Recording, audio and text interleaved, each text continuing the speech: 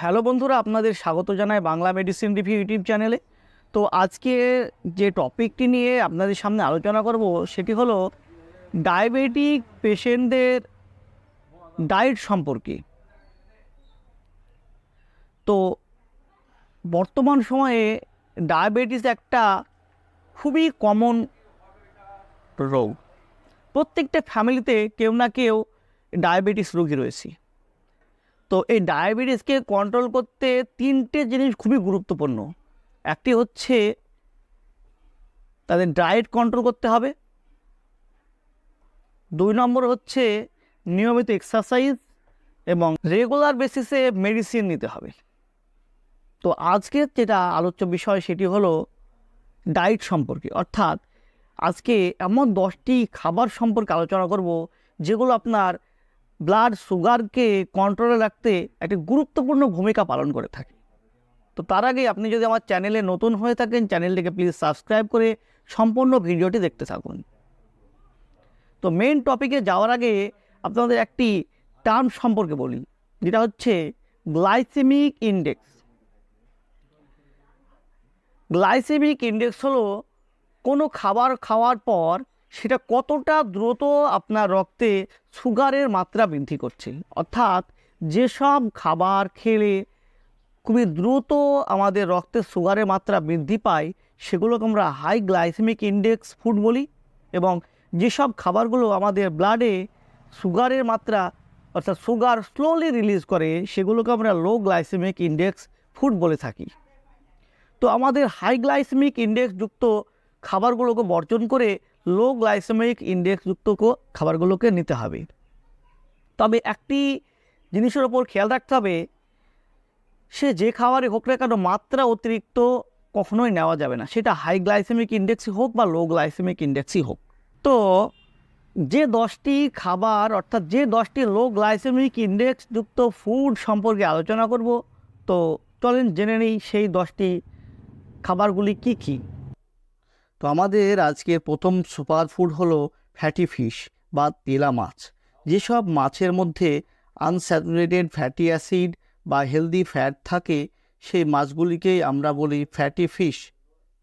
বাংলাদেশ ও ইন্ডিয়াতে যে সমস্ত ফ্যাটি ফিশগুলি আমরা পাই সেগুলি হলো পমফ্রেট, রুই, তেলাপিয়া, ইলিশ, সালমন, টুনা প্রভৃতি।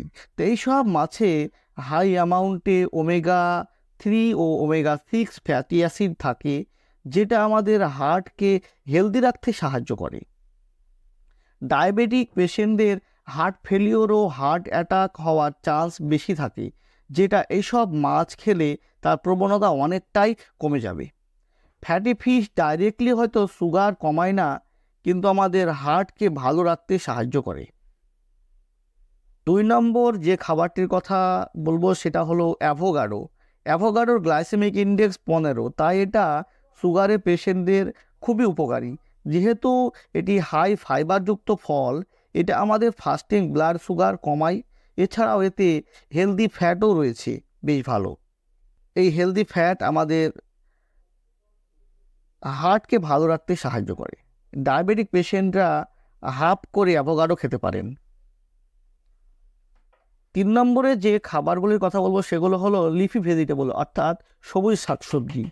এই সবুজ শাকসবজির মধ্যে পালং শাক, বাঁধাকপি, ফুলকপি, লেটুস, ব্রোকলি এগুলি ডায়াবেটিক পেশেন্টদের জন্য খুবই ভালো।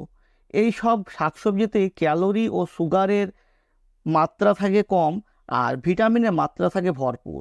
তাছাড়া শাকসবজি খেলে আমাদের একটা সেন্স অফ ফুলনেস বা পেট ভরা ভরা ভাবটা বেশি থাকে, সেই জন্য সুগার ও কার্বোহাইড্রেট জাতীয় খাবার খাওয়ার ইচ্ছাও কম থাকে। 4 নম্বর যে সুপারফুডটির কথা বলবো সেটা হলো চিয়া সিড, যেটা গ্লাইসেমিক ইন্ডেক্স মাত্র 1। কাজে বুঝতেই পারছেন এটা ডায়াবেটিক পেশেন্টদের জন্য কতটা ভালো। রোজ 2 চামচ চিয়া সিড জলে ভিজিয়ে রেখে খেলে যে পরিমাণ অ্যান্টিঅক্সিডেন্ট, ওমেগা 3 ফ্যাটি অ্যাসিড আর ফাইবার আপনি পাবেন, যেটা সুগারের রোগীদের জন্য খুবই উপকারী। 5 নম্বরে যে খাবারটি সেটি হলো ডিম। ডিমের গ্লাইসেমিক ইন্ডেক্স 0। কম কার্বোহাইড্রেট, হাই প্রোটিন আর হাই ওমেগা 3 ফ্যাটি অ্যাসিডের জন্য এক্সপার্টরা মনে করেন সপ্তাহে 3 দিন ডায়াবেটিকের পেশেন্টরা ডিম খেতে পারে। আমরা সাধারণত যে টক দই বাড়িতে তৈরি করি, লো ফ্যাট ইয়োগার্ট বা এই টক দইয়ের গ্লাইসেমিক ইন্ডেক্স খুবই কম, তাই সুগারের রোগীরা সকালে খাবারের সাথে অথবা দুপুরের খাবারের সাথে খেতে পারেন। এছাড়াও টক দইয়ে আছে গুড ব্যাকটেরিয়া যা আমাদের হজমে সাহায্য করে এবং এতে থাকা ক্যালসিয়াম যা সুগারের রোগীদের হাড় মজবুত রাখতে সাহায্য করে। পরের যে সুপার ফুডটির কথা বলবো সেটি হলো বিনস, অর্থাৎ রাজমা, ছোলা আর ডাল। এই সব খাবারের গ্লাইসেমিক ইন্ডেক্স খুবই কম, তাই এগুলো সুগারের পেশেন্টদের জন্য খুবই ভালো। তাছাড়াও প্রচুর পরিমাণে ফাইবার ও প্রোটিন থাকে, তাই সুগারের পেশেন্টরা তাদের ডায়েটের মধ্যে এই ধরনের বিনস রাখতে পারেন। পরের যে খাবারটি সেটি হলো ব্রোকলি। এই ব্রোকলিতে আছে সালফোরাফেন নামে একটি কেমিক্যাল কম্পাউন্ড যেটা আমাদের ব্লাড সুগার লেভেল কমায়। এছাড়াও ব্রোকলির গ্লাইসেমিক ইন্ডেক্স কম। এটা একটা লো ক্যালোরি, লো কার্বোহাইড্রেট যুক্ত খাবার, যার জন্য এটা ডায়াবেটিক রোগীদের জন্য খুবই গুরুত্বপূর্ণ। ব্রোকলিতে আবার ভিটামিন সিও পাওয়া যায়। আমরা জানি ভিটামিন সি একটি এফেক্টিভ অ্যান্টিঅক্সিডেন্ট। ডায়াবেটিক পেশেন্টদের শরীরে ইনফ্লামেশনের কারণে নার্ভ, চোখ, কিডনি এগুলি আস্তে আস্তে খারাপ হতে থাকে। ভিটামিন সি সমৃদ্ধ খাবার দাবার খেলে সেই সমস্যাটাকে কিছুটা হলেও কমানো যায়।